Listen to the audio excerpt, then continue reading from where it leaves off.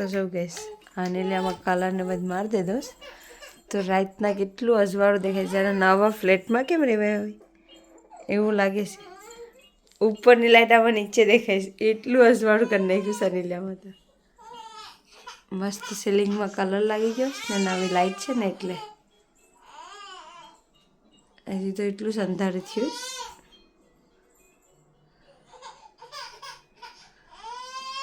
તો hello guys welcome back to my YouTube channel તો આજે આપણે ફિટ કરવાના છે હુડ તો તમને હું હુડ કઈ રીતે ફિટ કરું છું બતાવું તમને જૂનું હુડ તો મેં ગઈકાલે તમને વિડીયોમાં બતાવ્યું એ તો મેં કાઢી નાખ્યું છે ગઈકાલે તો આજે આપણે છે ને તે ફટાફટ હુડ ક્લીન કરી ઓપન કરી અને જે એસેસરીઝમાં ફિટ કરવાની ફિટ કરી દઈએ અને હેંગ કરી દઈએ કારણ કે કુકિંગ કરવાનો ટાઈમ થઈ જાય ને ટાઈમ પહેલાં ફિટ થઈ જાય ને તો વાંધો નહીં આવે ચાલો આપણે એને અંદર લઈ લઈએ કેમ કે બારોબાર જ રાખેલું છે તમે જોઈ શકો છો એને અંદર લઈ અને ઓપન કરીને બતાવું તમને કે હું એક્સરસાઇઝ નીકળે છે તો અમુક વસ્તુ મને લાગે કે ગ્રાઇન્ડરની જરૂર પડે તો પ્રોબ્લેમ થઈ જાય કારણ કે આ જે એનો પાઇપ છે ને ફ્લેક્સી એ મેં ઓલા છે મેટલનો તો તમે જોઈ શકો છો છે ને આ ઓલો સ્ટ્રોંગ છે નકર તો છે ને ફ્લેક્સી આવે રબર જેમ તો એમાં વાંધો નહીં આવે તો જોઈએ ફિટ થાઈશ કે હું થાઈશ પછી આગળની અપડેટ બતાવું તમને હું તો આપણે આ હુડનું બોક્સ લઈ લીધું છે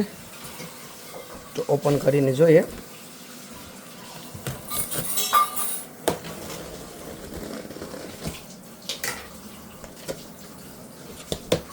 કરો ઓપન કરો હા તો પહેલાં તો એની બુક નીકળી છે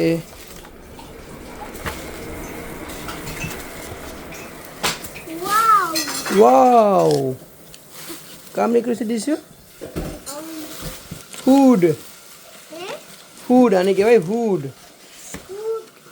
તો આ છે એના ઢાંકણા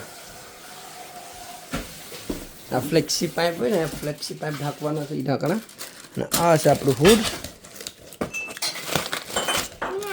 ચલો બહાર કાઢી નાખું પહેલાં હું તો જો ગાઈસ આપણે જે જૂનું હતું ને એ સેમ જ મંગાવેલું છે તો તમે જોઈ શકો છો આ અંદર છે ને જે એનો ફેન છે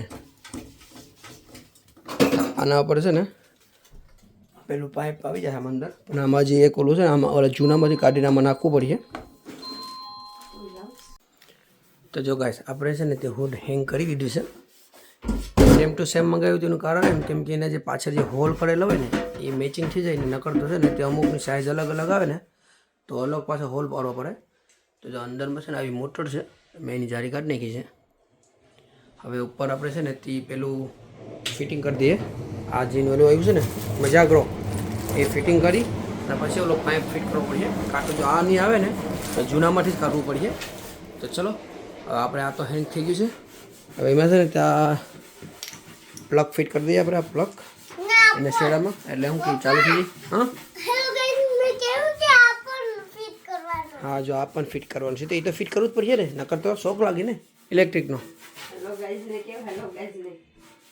તો જો ગાઈસ આ એક આપણે ફિટ કરવાનું ભૂલી ગયા તો આ ફિટ થાય આમાં પછી અહીંયા સ્ક્રૂ મારવાનું થાય અને બીજું એક છે બતાવો જો આ છે ને આવી રીતની એના માથે જાય તો આ જૂના આ છે ને તે વાપરવો પડશે કેમ કે એમાં નહીં નીકળે તો આપણે નવું લાવવું પડે તો એ છે એ આપણે નીકળે તો ચાલો હું આને છે ને પ્લસ સ્ક્રૂ મારી દેમ તો જો આવી રીતના અહીંયા છે ને બે સાઈડ ઉપર સ્ક્રૂ મારવાના આવે તો આ આપણું ફિટ થઈ ગયું છે હવે એને પાછા હેંગ કરી દઈએ જો આ છે ને જૂના હોલ હશે તો એ જૂના હોલમાં મેચ થઈ જાય ને એટલે આ જૂનું જ સેમ જૂના જેવું જ મગાવ્યું હતું નવું કરી નાખ્યું ને એટલે હવે ફિટ કરી નાખ્યું ને એટલે નવું થઈ ગયું સાનું એ તો ધોયું ને આખું ક્લીન કર્યું એમને એમ થાય ને ક્લીન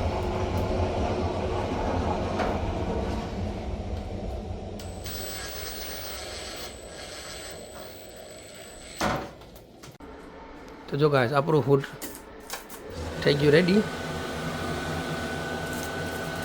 લાઈટ છે આ છે ને મેં ઓલું મારેલું છે હું છે કે સ્ટીમ છે ને ઉપર ખેંચે ને તો આમાં ઝીલાઈ જાય તો આની ચેન્જ થઈ કે તો આપણી છે ને અંદરની જારી વધારે બગડે નહીં અને આમાં ઉપર મેં ફોઇલ મારી દીધું છે કેમ કે સ્ટીમ બધા ઉપર છે ને તેલની એ ભરાઈ જશે ને તો ક્લીન કરવું પ્રોબ્લેમ થાય છે તો ચલો હવે આપણે પકાવવાનું ચાલુ કરી દઈએ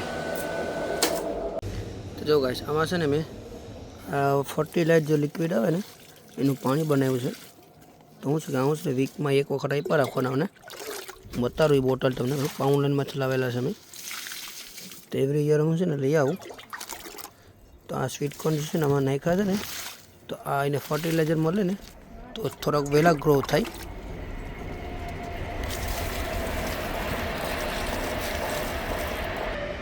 તો આ છે ફર્ટાઇલવાળી જે બોટલ જે છે ને મલ્ટીપર્પઝ ફીડ એ લઈ આવવાની. બધી છે ટમેટા મરચાં અને બધું આ બધામાં ચાલે. આ તો આવી રીતના આખો મેં ટબ ભરી હા ને એમાં છે ને તે 4 બંગ નાખી દીધા હતા. તો જો ગાઈસ આ ટમેટામાં છે ને ખાલી 2 જ ટમેટા આવેલા છે, બાકીને બીજા બધી ઓલા જ છે. તો એને છે ને જાવીને કાપી નાખવાના. પપ્પા મેં બી આવી ગયો. તું બી આવી ગયો? તો દ્રિશને તો આવવું જ જોઈએ. જો આવી રીતના બધું છે ને ઝીણા ઝીણા એને બધી કાપી નાખવાના. શું છે કે અને જે મેન હોય ને એને એ પેલું મળે એનું નકર તો છે ને તે પછી આને મોટા કરવામાં છે ને એ પાકે ત્યાં સુધીમાં તો આ ઓલું થઈ જાય, ઠંડી હવા આવવા જેવી થઈ જાય. તો આને પછી ગ્રો મળે નહીં. તો જો આમાં એક છે નાનું, આ એક મોટું થઈ ગયું છે. તો એ એક કાપી નાખવાનું એની ડાળીને.